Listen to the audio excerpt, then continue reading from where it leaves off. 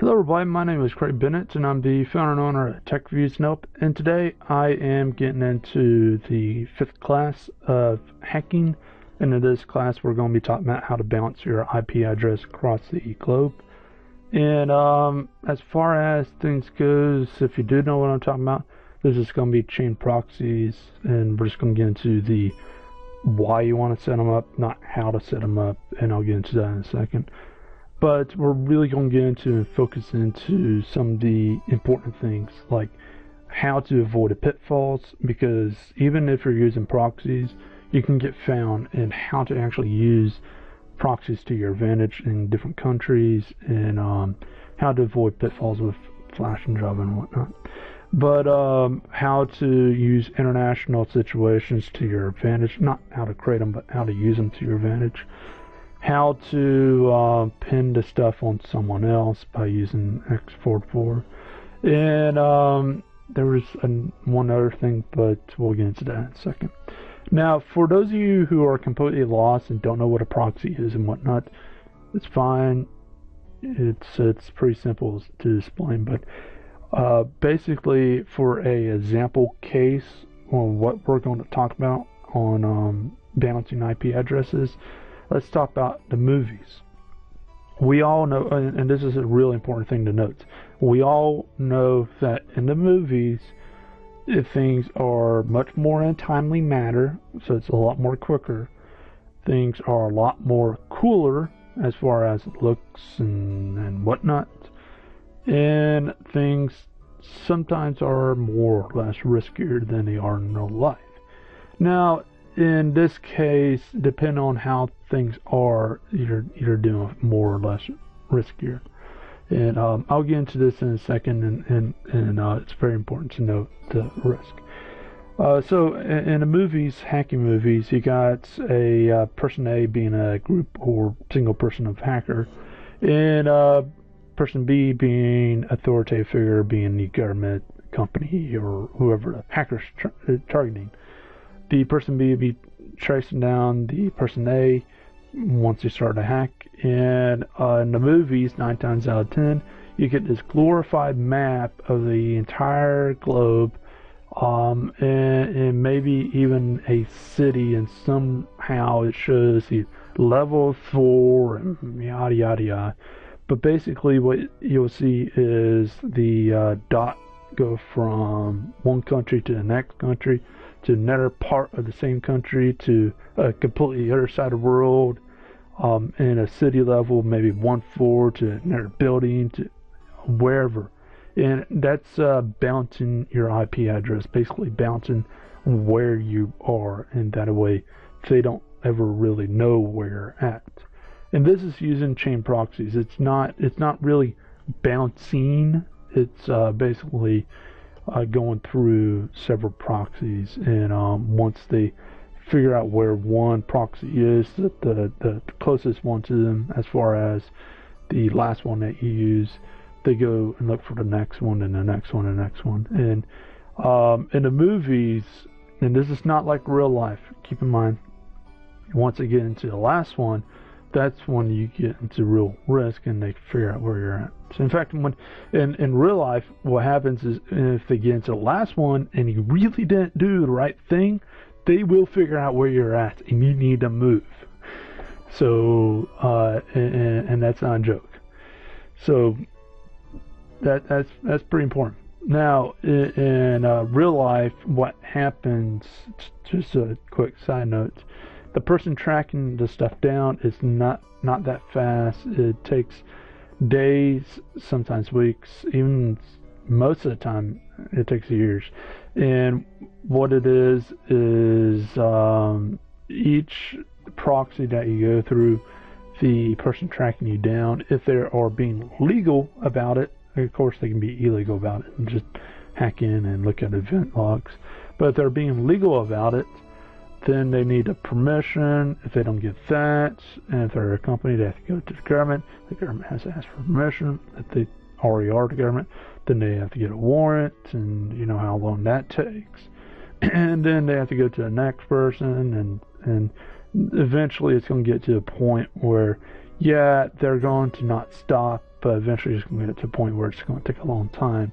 And sometimes they even try to make a decision, is this worth tracking down? So that's a pretty important thing to note. It's nothing like the movies in that aspect. In fact, both aspects. Having a cool map and all that stuff. Now, one thing I want to mention before we jump on into this class is this is going to be a PowerPoint based class, and the reason for this is it's a lot easier on me. Mostly because there's nothing for me to show on my computer. It's just kind of, hey, here's my IP address. Now here's my IP address. I mean, it's not like I'm going to track myself down. It's also not like I'm going to show something illegal, showing the event logs between places. I don't really have any servers to test this out on, and servers cost a lot of money. So as far as the other thing, let's get into the quick disclaimer before we jump into this. Because you can use this for illegal activity, this video is for educational purposes. In fact, this video is actually for pen testers to help pen testers and regular site owners and whatnot understand what they could be up against. That way they don't, one, claim the wrong person. Very important, because you can actually use an export for stuff and actually make it where it looks like you're someone else, and as a hacker. And that way, instead of you capturing a hacker, you're capturing some Joe Blow that doesn't even know how to spell apple on a computer.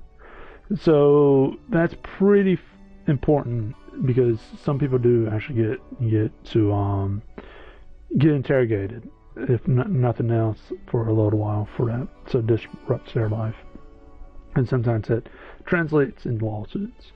Another thing is how hackers can use this against you. Keep in mind, most hackers are not this advanced, and I'm going to be getting into some higher level things, which is important, because if you're doing a pen test, you want to cover your tracks. So we gotta define a few things before we really jump into this. We gotta define what a proxy is, a proxy chain, and an event log is. Those are the most important ones out of anything. So what a proxy is basically in our case, is a summary, a web server that we can redirect through. So basically, a crappy example, but example nonetheless, is Google. We can use Google as a proxy, and let's say we want to use, I don't know, Yahoo. We want to go to Yahoo, but we don't want them to know where we're at for some reason, but we're okay with Google knowing where we're at for some reason. So what will happen is we will send information out. If we have the proxy set up, we'll send information out. It goes to Google, gets redirected, goes to Yahoo. Yahoo thinks that we're Google through our IP address, if they don't go any deeper. And then any information coming back is Yahoo will go through Google, and it'll be redirected to us.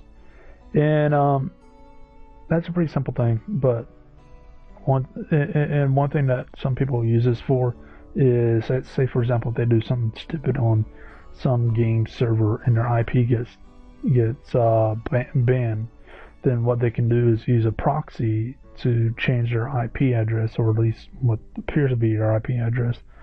That way, that game that they're banned from, they're not banned anymore. That's the reason why most games and other things are now using usernames to ban people, not their actual IP addresses. Sometimes they're using IP addresses. Now, as far as that goes, that's very unsecure to use only one proxy, and I'll get into why in a second with event logs. The chain proxy is just basically doing multiple proxies at once, because before, let's say with that example, you to Google to Yahoo, Google is in California, and that means that it's bouncing my IP address from here. Most people know that I'm in the United States, North Carolina, and California is on the air side of the country. So basically, it's bouncing my IP address on the other side of the country to Yahoo. Well, in this case, what's going to happen, let's say we're doing with 3 proxies, just to make it easier on me.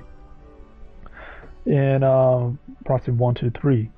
Proxy 1 is in, I don't know, Africa. 2 is in China, and 3 is in South America. So basically, it's going, let's say our target is Yahoo.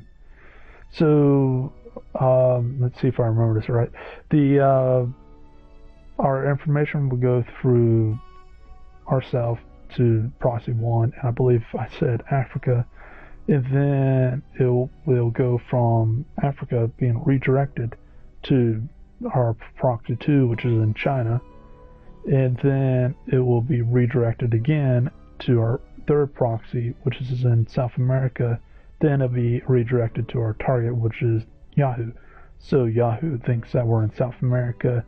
It starts looking up things and sees that we're really not in South America, and then it'll go to China, see we're not really in China, and go to Africa, we're not really in Africa, and then goes to our location.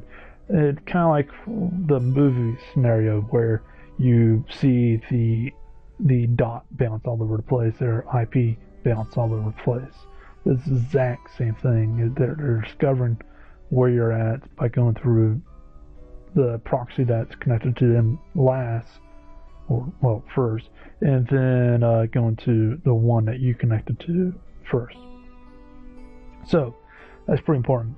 Now, as far as that goes, one disadvantage to this is your internet speed will be slowed down because you're dependent on those servers on how fast they can move. And also, depending on your end location, is depending on any country restrictions. That's pretty important. I'll get into that in a second with the international events. As far as the event logs, which is probably the most important out of all this, event logs are, well, logs that log events. Basically, for most computers and servers and whatnot, what will happen is when someone accesses a server, it will log their IP address in time, say connected time. Then if it's a redirect, some IP addresses, or some logs, not all logs, will say redirect IP address to IP address timestamp. And what will happen is also with the logs is it will show what files were accessed, any errors, anything like that. But for the most part, what we're dealing with proxies is connection and the redirection, which is very important. Now, with that in mind, what happens is, let's say for example you attacked Yahoo, going through that last scenario. What will happen is they will take the log and they will ask the company, or get to the government involved, and the government will ask the company in South America for their logs for X time. The logs will come out one way or another, by force or by choice, and they'll basically say proxy 2, which is in China. Same thing will happen there, and the logs will show proxy 1 in Africa. And let's just say for international basis, this country doesn't like America too much. They can actually legally deny, since it's a different country, legally deny that, and you're scot-free. You don't really have to do nothing. You might still want to go into one to delete your information as far as the logs, but beyond that, you're scot-free. Now, we need to pick our proxies, and we need to look at the pitfalls. But before we pick our proxies, we need to figure out who is our target and what countries they influence. So, I'm just going to put a hypothetical situation out, worst case scenario type of deal. Google. or let's say our target is Google, and specifically a server in Germany. So Google is an American company. Its headquarters in America. Its servers all over the place, and one of its servers is in Germany. Okay, so that means that we got two countries to fight against, Germany and America, in one company that's international that has a huge force against it, a huge force within it, security force. So basically, we're at the worst case scenario level. How do we go against this? First things first is you need to find your proxies. You need to find your get out of jail free card proxy, which is very important to start that early as possible. And basically what get out of jail free card country is, or get out of jail free card proxy is a proxy within a country that will not willingly ever give its information out to the countries and company that you're going after. And that's pretty important, because what happens is, let's say that our get out of jail free card country is, or proxy is within North Korea, because I know that Germany and pretty much Europe and United States doesn't get along with North Korea, and North Korea doesn't get along with pretty much anyone besides a handful, and mostly China. So basically what's going to happen is eventually the trace is going to go down to North Korea, and they're going to say, hey, can we look at your stuff, and to figure out who hacked into our stuff. Or they're going to blame them, but they're going to probably just going to be nice and say, hey, can we look at our stuff? And what's going to happen is they're going to say no to both countries. And that's your get out of jail free card, because if you didn't make anyone mad enough, that's the end of the road, and that's that. But if you made someone mad enough, then what's going to happen is the countries, whatever countries, being America and Germany in this case, they're going to send spies to look at the event logs, and it doesn't have to be feet on the ground for this case. It can be just hackers hacking into the proxy remotely, and that way they can look at the event logs remotely. Because if you can get to the proxy remotely, they can get to the proxy remotely. It's not like a physical piece of paper that's the only person that can see it. It's the person that's holding it. So you got to keep that one in mind, is if you're able to control it remotely, they're able to control it remotely. So and that's probably not going to happen unless, again, if you made someone that mad, which is impressive, to say less. But again, why I said that this is educational. Now, as far as picking your proxies, now that you picked your get out of jail free card proxy, you need to pick the rest of your proxies based on 4 things. First off, it needs to be all in different locations, different countries around the world. If you're in Europe, count Europe as one country pretty much. Yes, you can put proxies, Italy, France, UK, so on. But for the most part, count Europe as one country, because the criminal system, the police system that they have there. But as far as everything else, what you need to do is you need to make sure that your proxies are not within the same country repeatedly. And what I mean by this is, let's say proxy 3, 4, 5, you don't want them all in, Italy. And the reason for this is you don't want to make it easier for whomever's tracking you, because basically what's going to happen is if your proxy is in a different country and you just put 2 or 3 or whatever following proxies in the same country following each other, then they can use the same representative to help fight against, to get the event logs.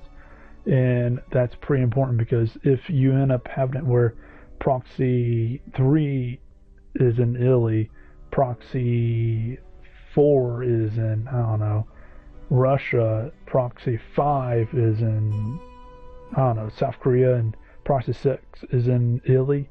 Chances are is when they get from 3 to 6, they got to use a different representative or a different person, and that increases the time and everything. And it's just a pain for them. And that's, you want to make it as hard as possible for them to track you down. And that just adds days to doing whatever you need to do. Because what happens on some jobs is you have to keep going back on consecutive days. Maybe they added something, maybe they didn't. Maybe you're, and this is pretty important because maybe they're tracking you while you're tracking them. Maybe you're tracking something in their system, a file being updated, they can't figure out what you're tracking. They're going to leave it open because they got to, for whatever reasons. Maybe they're a government, maybe because they're a big business, but they can't shut it off, which happens if you're dealing with a game. But if you're dealing with a major company or a government server, they're pretty much not going to shut it off that easy. They might switch everything, but they're not going to shut it off that easy.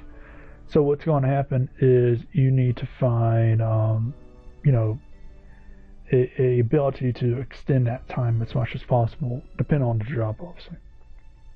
So after picking the countries, what you need to do is security, safety, security, stability, and speed. Sorry about that. Let's get into speed. The speed is pretty important because a lot of people don't factor this in when dealing with proxies, and this is why a lot of people don't deal with proxies unless they're hacking and the actual doing something. What happens is your connection's only as good as what you're redirecting as your slowest. So if you're in slow, then you know that it's going to be slow because of that. But let's say that your get out of jail free card is very slow, which chances it is. Then what happens is you need to have all your other proxies to or above, really above that level than your get out of jail free card. So basically you need to have it faster because you can't, I mean, depending on what country you're going after, might depend on who you can pick it for your get out of jail free card. But for the most part, you're probably not going to have a choice. So you're probably not going to have too much of a choice on which proxy you're going to get and how safe, like how secure something is, how stable it is, and how fast it is in your get out of jail free card country. So you got to go and pick something above that for every other proxy, which is very, very important. And now let's get into the so to clarify, you need to have a fast proxy because your speed does decrease over the amount of proxies you're going through, plus the proxies themselves can slow down. So now let's get into the stability, which is a big thing that a lot of people overlook. Proxies, the way I view it for stability is like Christmas lights, the old ones, or if you want to call it holiday lights, fine, whatever.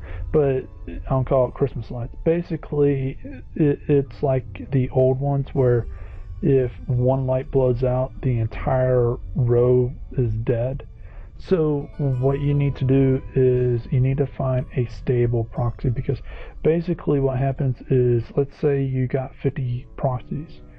It could be 1, it could be 50, it could be any of them. It could be even your get out of jail free card. If any of the proxies goes down or their IP address changes, then your connection is disconnected. Depending on what exactly you're doing is depending on if whomever your target is will figure out that they're being hacked. Very, very, very important, because if they figure out they're being hacked, they can react in a few ways. They can ignore it, some do, And most don't. They can call authorities, and they can shut down the actual connection altogether, and you gotta do your research again. So that means that you need to have stable proxies.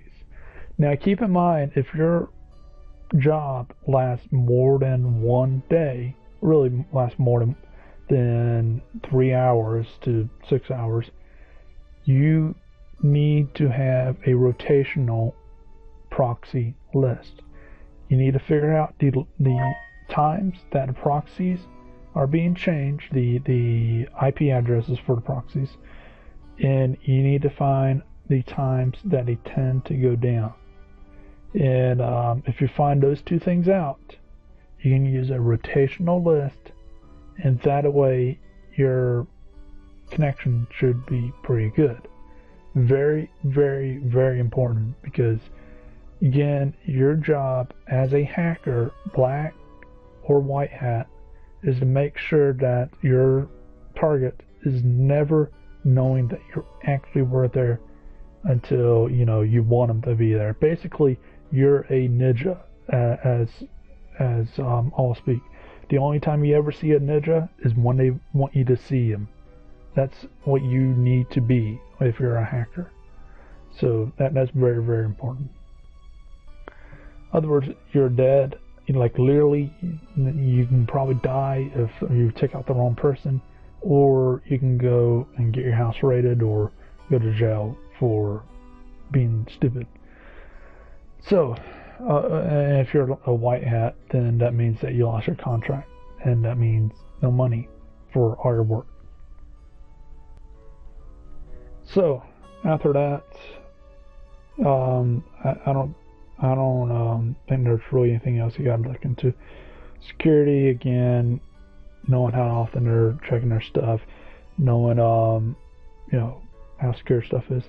Stability, I got into that. Speed, I got into that. And country thing, I got into that. So those are the primary things you need to look at when you're picking up proxies.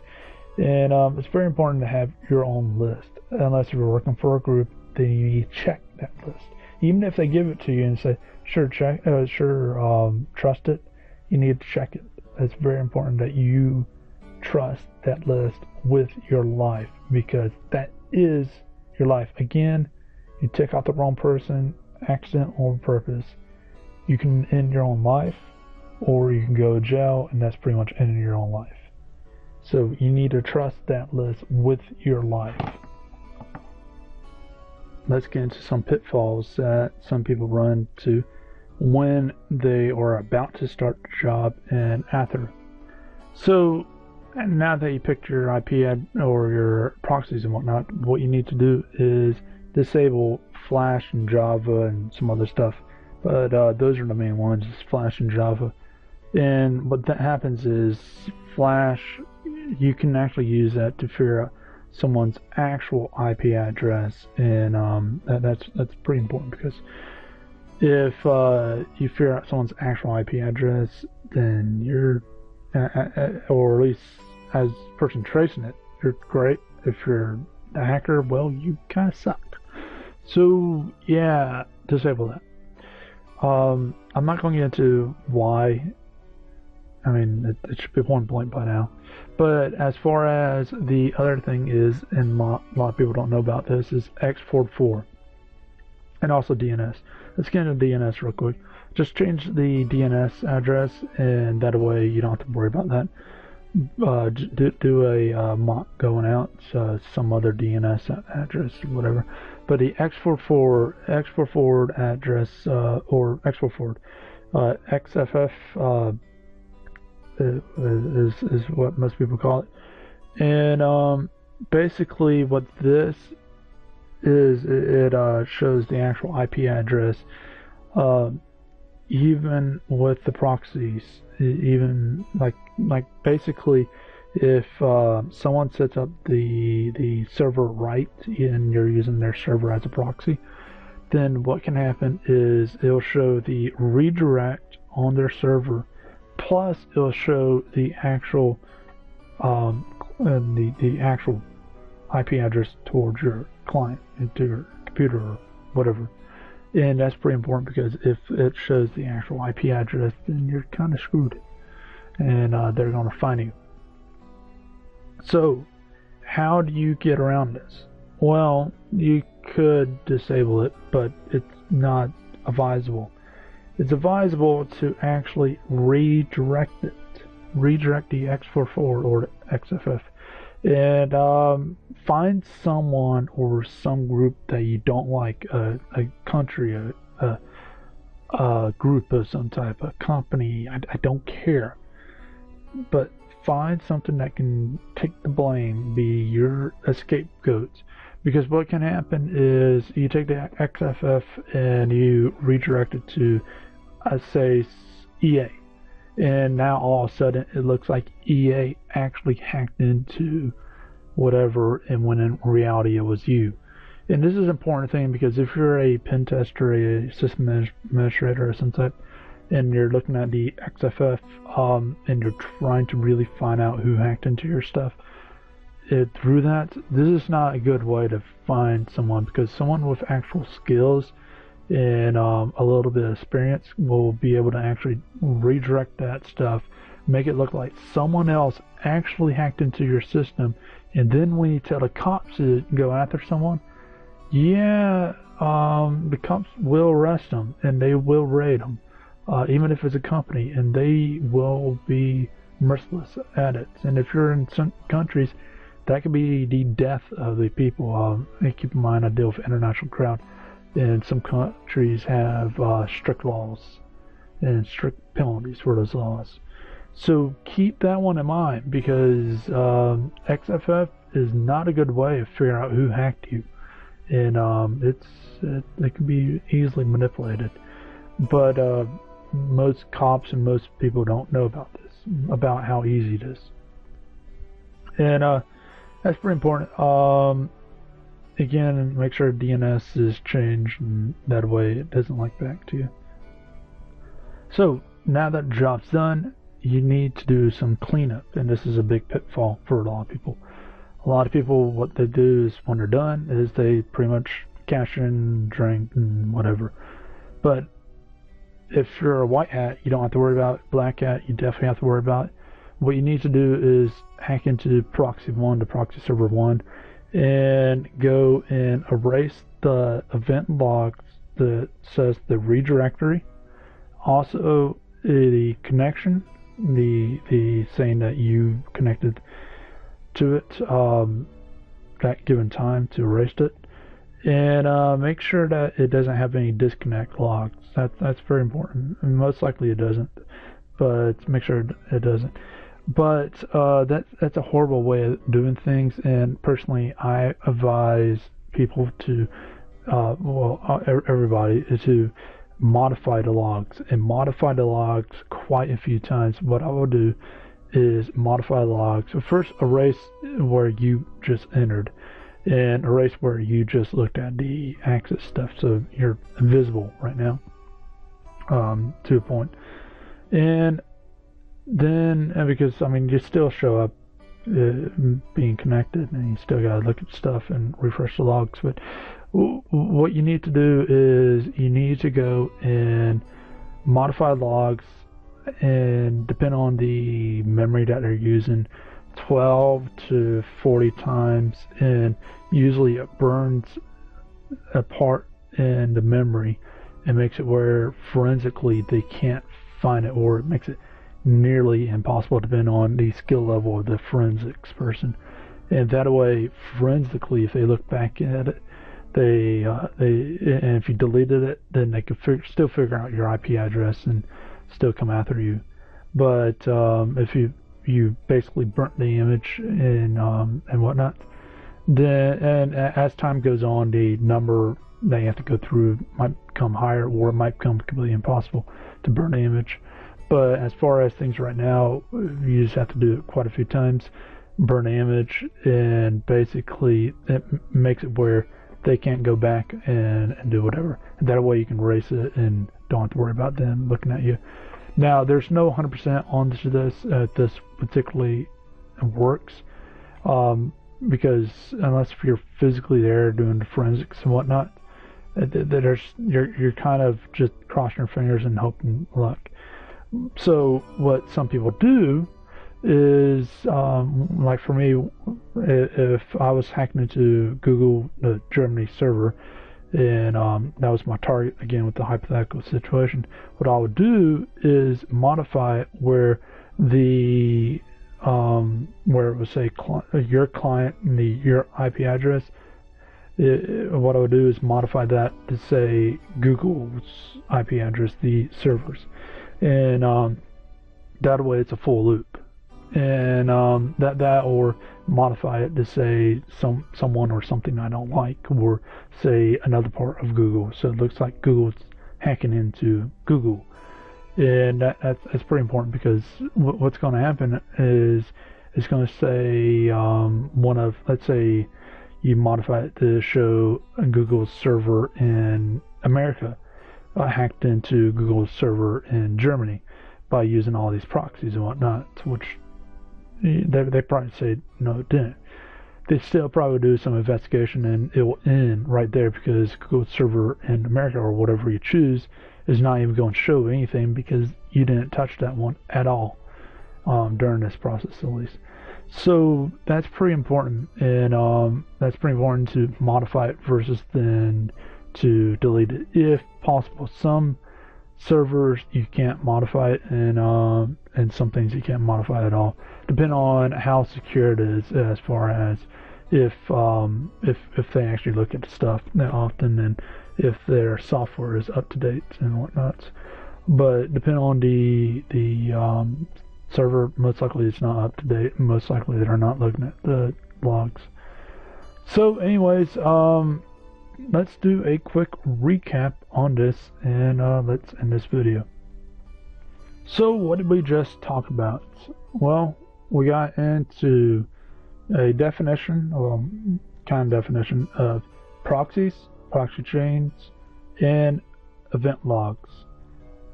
After that, we got into how to pick your get out of jail free country or proxy, and that way you have at least that option of did not turn over the information, make it a little bit longer, and make it where that's a dead end in some cases.